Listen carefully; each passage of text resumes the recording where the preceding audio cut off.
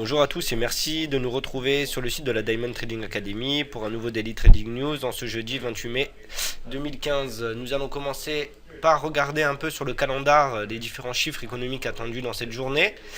Et nous voyons que pour la matinée, le seul chiffre intéressant va sortir à 10h30, chiffre britannique, le PIB attendu à 0,4% month par month et pour l'année à 2,5%. Donc 10h30 pour les traders de la L de livres, restez attentifs, ça pourrait bouger. Ensuite, les chiffres qui pourraient peut-être avoir une influence sur nos différents marchés sortiront à 11h. Chiffres européens, donc vous avez tout cela, business, consumer, industrial sentiment, qui faible volatilité attendue, certes, mais en fonction du décalage, pourquoi pas apporter un peu de volatilité sur nos marchés. On devra ensuite attendre 14h30 pour avoir le premier chiffre américain, l'initial jobless claims, qui pourrait avoir une certaine influence sur le marché. Initial jobless claims attendu à 270 000.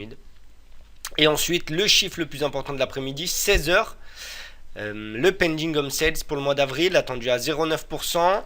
Les traders de pétrole attendront 17h pour avoir les inventaires attendus à moins 0,857 millions. Et enfin, pour ceux qui restent un peu plus tard, un membre du FOMC qui intervient à 20h45, Kocher Kalkoka. Voilà, j'espère l'avoir bien prononcé. Donc maintenant, si nous faisons un petit tour d'horizon de nos différents marchés, le marché du Bund il cut actuellement 155.12, pardon. Un bas à 154.84, un haut à 155.16. Donc on revient sur les plus hauts de la veille.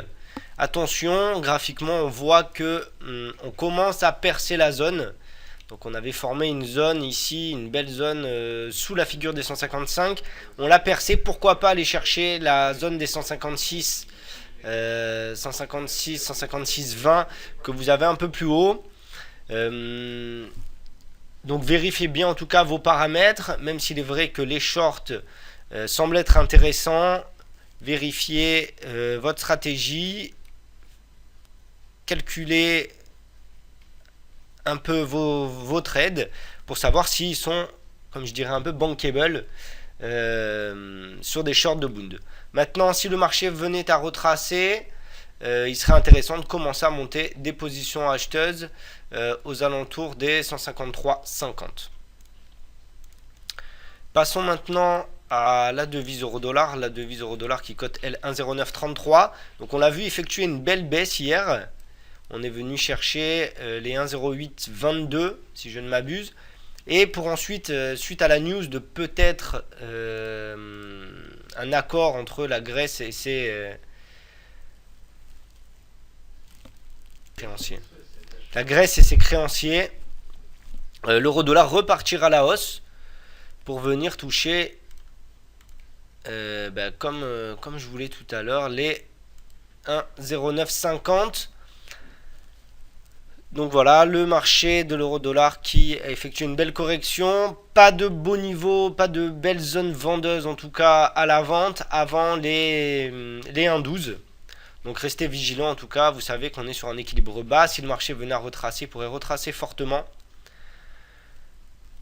Et s'il venait à se retourner, repartir à la baisse, alors on commencerait à être acheteur aux alentours des 1,0860. Passons maintenant à l'indice américain Russell 2000 qui cote lui 1251,60. Donc peu d'interventions probables en cette matinée. Nous savons très bien que nous intervenons sur l'indice américain à l'ouverture des marchés américains, donc à partir de 15h30, là où la volatilité intervient sur ce marché. On voit graphiquement qu'après avoir fait une belle baisse, une belle correction suite à la tendance haussière, le marché a bien corrigé pour retourner chercher la zone des hauts aux alentours des 1257. Donc s'il venait à poursuivre à la hausse, il est clair qu'on essaierait de trouver des points short. Maintenant à l'achat, on attendrait les 1233 en tout cas pour essayer de trouver des points acheteurs sur le marché du Russell. On poursuit avec notre indice de référence européen, l'Eurostock 50, qui cote 3655. Il a ouvert avec un gap baissier. On aurait aimé quand même, dommage, parce qu'on aurait aimé le voir ouvrir à la hausse. pour venir chercher les niveaux, peut-être la zone des 3700. Pour l'instant, ce n'est pas le cas. La journée n'est pas terminée, certes. Mais voilà, en tout cas, on essaierait de trouver des points acheteurs aux alentours des 3600.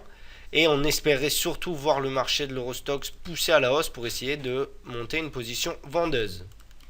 On poursuit avec le marché de l'or qui lui est en correction baissière. Après avoir fait une belle montée ici, on corrige fortement. Donc les zones à l'achat à partir de 1180 et à la vente à partir de 1213.6.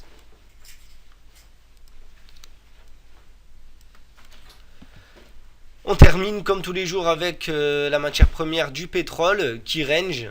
On voit graphiquement ici qui range, il cote actuellement 57.71. On est proche des bas 57,56. Plus haut à 58,04, peu de volatilité en cette matinée.